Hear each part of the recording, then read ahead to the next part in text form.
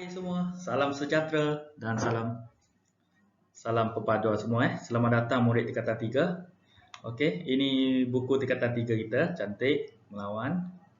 Okey, so kelas pada hari ini bersama dengan kelas Cikgu Ciu pada hari ini. Okey. Okey, kita terus kepada format PT3 . Format PT3 ini dia ada bahagian A, bahagian B, bahagian C dan satu tugasan. So, bahagian A ni dia ada 20 soalan, wajib jawab semua. Bahagian B pula ada 4 soalan struktur, jawab semua soalan dengan ayat yang lengkap, jawapan pendek. Dan bahagian C ada 4 soalan subjektif, hanya pilih 2 soalan sahaja. So, dan satu tugasan yang akan diberikan oleh cikgu anda. So, masa yang diperuntukkan untuk menjawab bahagian A, B dan C ialah 20.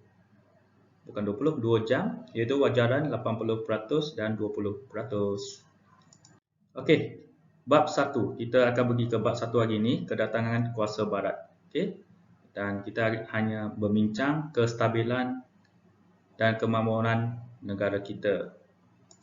Okey, ini bab 1 dan apakah yang akan anda pelajari, iaitu menerangkan kestabilan dan kemakmuran negara kita. Bab 1 kedatangan kuasa barat.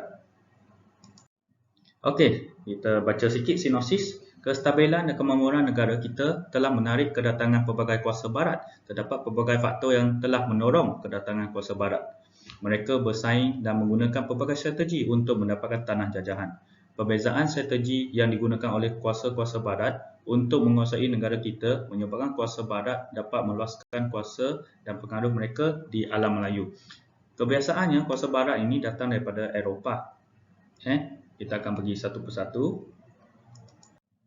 Okey, kestabilan dan kemakmuran negara kita. So perkenalan ni kita kena tahu negara kita sejak dulu ada apa, kenapa kuasa barat datang, kenapa berminat. Okey, negara kita ni telah mempunyai sistem pemerintahan dan pentadbiran yang stabil. Kestabilan sistem pemerintahan dan pentadbiran ini merupakan hasil kebijaksanaan pemerintah. So, pemerintah kita pada masa dulu lagi sudah bijak untuk mentadbir negara ataupun kerajaan pada masa itu. Mereka sedia berganding bahu dengan rakyat untuk membangunkan negeri. Kemakmuran negeri pula datangnya daripada sumber hasil bumi dan hasil alam yang dimanfaatkan, digunakan untuk memajukan ekonomi. Selain itu, kemunculan kemakmuran ialah perkembangan dan kegemilangan kegiatan intelektual, orang yang berilmu, berpengetahuan. Okey, apa yang dimaksudkan kestabilan ini? Kestabilan ini kita boleh tengok di sini, dia mempunyai satu sistem pemerintahan beraja dan pentadbiran yang mampan. Maksudnya ada sebuah pemerintahan yang sangat kuat untuk memimpin masyarakat. Sistem pentadbiran, sistem perundangan dan struktur sosial. Wow, masyarakat tersusun dengan sistematik. Hal ini disokong dan muafakat antara golongan pemerintah dengan orang yang diperintah. So ada dua jenis kumpulan di sini, iaitu golongan pemerintah dan dengan orang yang diperintah. Nanti kita lihat siapakah pemerintah, siapakah diperintah. Golongan pemerintah. Hasilnya hubungan luar dapat dijalin dengan berkesan. Sistem pemerintahan dan struktur sosial. Okey, kita have a look. Ini sangat menarik untuk kita tahu. Corak sistem pemerintahan di negara kita banyak mempengaruhi pembentukan susun lapis masyarakatnya. Negara kita mengamalkan sistem pemerintahan beraja. Ingat raja sebagai ketua negeri yang diwarisi daripada Kesultanan Melayu Melaka. Anda sudah belajar dalam buku teks tingkatan 2 yang lalu. Di Sarawak dan Sabah telah mempunyai sistem pentadbiran masyarakat tempatan yang lebih awal. Hal ini anda telah mempelajari semasa tingkatan 2 seperti mana Cikgu Ciu sudah maklum tadi. Okey, so ini ialah sistem pemerintahan beraja. Okey, ini ialah bentuk segitiga di mana paling atas ialah sultan dibantu oleh pembesar dan penghulu. Okey, apa peranan sultan sebenarnya? Sultan ni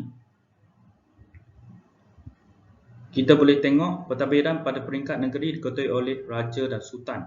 baginda menjadi lamban kedaulatan negeri. Maksudnya sultan ini ada kuasa penuh untuk mentadbir negeri yang mereka miliki. Kaum kerabat diraja serta pembesar membantu pentadbiran dan melaksanakan pemerintah sultan. So sultan ada kuasa yang mutlak. Yang kedua ialah pembesar. Pembesar ni dia jaga kawasan jajahan dan daerah. Jajahan dan daerah dia ditadbir oleh pembesar yang dilantik oleh sultan. Pembesar melaksanakan tugas menjaga keamanan, kemakmuran, kestabilan dan membantu mengekalkan kedaulatan negeri. Kemakmuran ini bermaksud lebih khusus kepada ekonomi, di mana masyarakat mengusahakan aktiviti untuk meningkatkan pendapatan negara ataupun memaksimumkan sumber alam yang ada di tempat mereka. Dan penghulu ni ketua je, ketua mungkin. Mungkin ni kalau dengan kata mudah ialah kampung. Kampung ialah unit paling kecil dalam sistem pentadbiran masyarakat Melayu. Ketua kampung ialah penghulu atau pengawal. Kalau soalan keluar pengawal, dia maksudnya sama dengan penghulu juga. Ketua kampung menyampaikan arahan daripada raja atau pembesar kepada orang kampung. Bermaksud arahan turun daripada sultan, diterima oleh pembesar. Pembesar akan memaklumkan kepada penghulu untuk memastikan sistem pemerintahan berjalan dengan lancar. Okey, so kita pergi kepada hierarki pemerintahan di Negeri Sembilan. Okey, di Negeri Sembilan ini dia ada raja, tapi raja dia tidak dianggap sebagai ataupun gelaran raja tak digunakan. Mereka menggunakan Yang Tuan Besar ataupun Yang di-Pertuan Besar.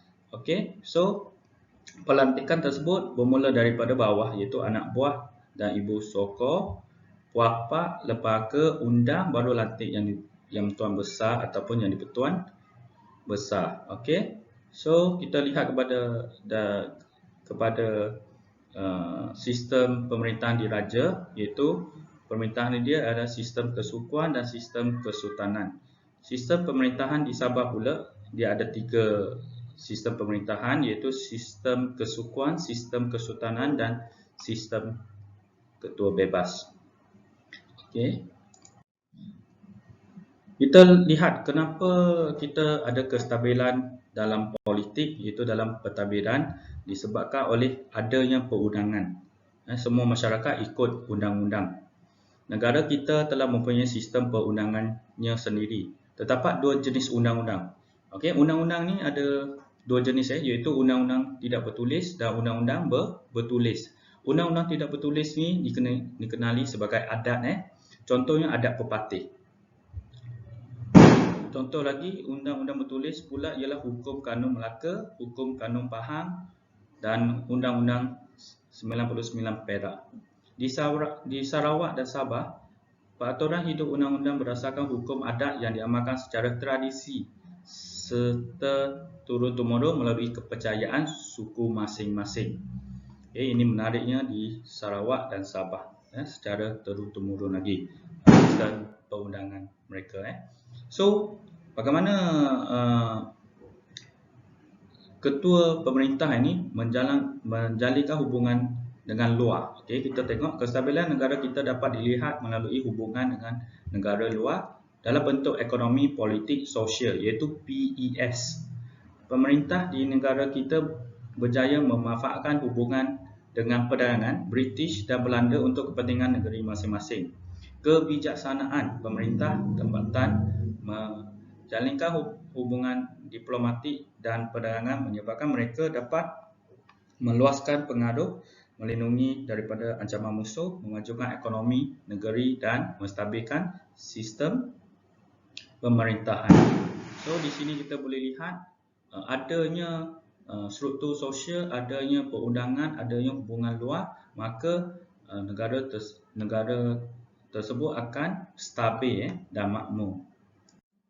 Okey, so Cikgu Chiu hanya bincang kestabilan pemerintahan untuk hari ini. So latihan telah diberikan. Negara kita telah mempunyai sistem. So tolong isi tempat kosong. Jawapan ini boleh dapat di dalam slide yang sebelum ini yang Cikgu Ciu berkongsikan hari ini. So tolong salin secara ringkas apa yang Cikgu telah tunjukkan dalam slide yang lalu. Tolong dan buat latihan. Selepas salin nokta tersebut, buat latihan ini. Okey, itu saja untuk kelas ini. Sekian, terima kasih. Kita jumpa pada kelas yang akan datang. Terima kasih.